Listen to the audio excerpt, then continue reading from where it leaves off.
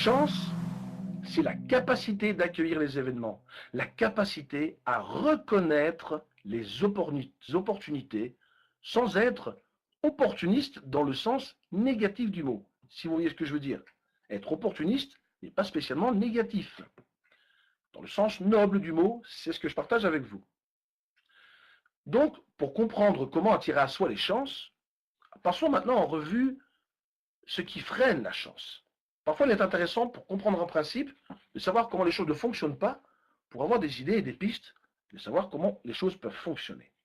Eh bien, premièrement, je vous dirais, ce qui freine la chance, et l'une des premières choses, c'est la routine.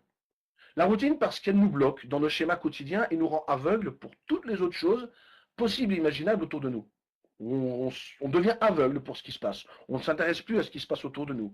Et c'est clair que quelqu'un de routinier, habitué à toujours vivre sa vie comme un rituel, ne laisse pas de place aux nouvelles expériences et rencontres. La routine est l'ennemi de la chance. Ensuite, eh bien, je pense que l'ingratitude est également une des ennemis de la chance. Car l'ingratitude nous empêche de vivre notre vie avec humilité. Non, non, tout ne nous est pas dû, comme on l'entend parfois. Non, non, nous n'avons pas que des droits, comme on l'entend parfois.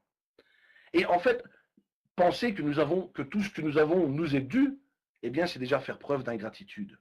L'ingratitude nous empêche de profiter de la vie. Elle nous blase, elle nous lasse des choses de la vie, et surtout, elle nous désociabilise. Comment penser que la vie va nous sourire? Comment pourrons-nous attendre que la vie nous sourie si nous ne lui sommes pas reconnaissants? Et ensuite, un autre ennemi de la chance, à mes yeux, eh bien, c'est la jalousie. Alors celle-là, à mes yeux, c'est probablement la pire. Elle nous déresponsabilise de nos choix et de nos actions. On voit toujours un résultat final sans se soucier du trajet, du travail qu'ont dû parcourir les autres pour y arriver. Vous savez, c'est facile de pointer du doigt la personne qui a réussi. Regardez, regardez, il est riche. Oh là là, punaise, qu'est-ce que j'aimerais avoir ce qu'il a? Qu'est-ce que j'aimerais avoir sa vie? On veut avoir ce que les autres ont, mais sans en faire les efforts, sans en payer le prix. Et puis, le jaloux critique et pointe du doigt et se dit que c'est injuste. Mais injuste pour qui en fait? Pourquoi celui qui a mis toute son énergie à réussir devrait voir une justice à ce que l'autre l'ait en claquant des doigts, alors que lui a dû y travailler pendant des années, traverser probablement des difficultés, réaliser des choses, mettre des actions les unes derrière les autres, surmonter probablement des difficultés? Pourquoi on devrait l'avoir en un claquement de doigts? La jalousie est aussi et bien souvent un symptôme résultant d'une certaine, et excusez-moi du peu, d'une certaine paresse. On voudrait que les choses nous arrivent sans en faire des efforts, et on envie les autres, et on se trouve toutes sortes d'excuses. Et ceci nous amène de façon très naturelle à la passivité, l'oisiveté, rester dans l'immobilisme. Mais la passivité, dont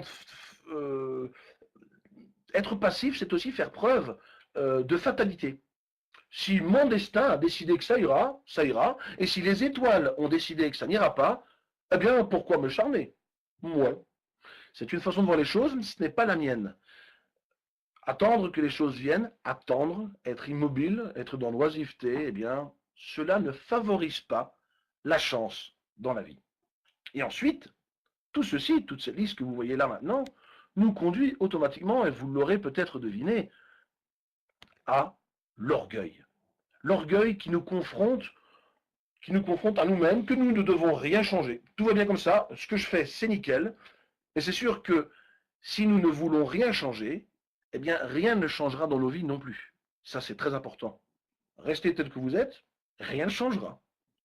Alors, maintenant que nous avons passé en revue les ennemis de la chance, alors il est évident, c'est important, et c'est pour ça que je le fais en deuxième position, eh bien maintenant, qu'est-ce qui favorise la chance? La chance, c'est déclencher la boîte aux opportunités. Et une autre parole qui me semble intéressante, qui, qui est très motivante, avoir de la chance, c'est aussi la capacité à gagner les concours de circonstances. C'est avoir la capacité à créer autour de soi un environnement favorable. Alors, pour illustrer un petit peu cela, Nous connaissons tous autour de nous des gens qui ont de la chance et j'aurais aimé partager, enfin je vais partager avec vous là, une vidéo qui illustre ce que je vous dis jusqu'à présent. Je relaisse la main à Pierre, donc ne vous étonnez pas s'il y a un petit décalage, si le son disparaît, cela va revenir, vous allez avoir une vidéo en ligne d'ici quelques secondes. Pierre, veux-tu nous présenter la vidéo s'il te plaît? Je te laisse la main. Dismissed from drama school with a note that read, "Wasting her time. She's too shy to put her best foot forward." Turned down by the Decca Recording Company, who said, "We don't like their sound and guitar music is on the way out." A failed soldier, farmer, and real estate agent. At 38 years old, he went to work for his father as a handyman. Cut from the high school basketball team, he went home, locked himself in his room, and cried. A teacher told him he was too stupid to learn anything, and he should go into a field where he might succeed by virtue of his pleasant personality. Fired from a newspaper because he lacked imagination and had no original ideas. His fiancée died, he failed in business twice, he had a nervous breakdown, and he was defeated in 8 elections. If you've never failed, you've never lived.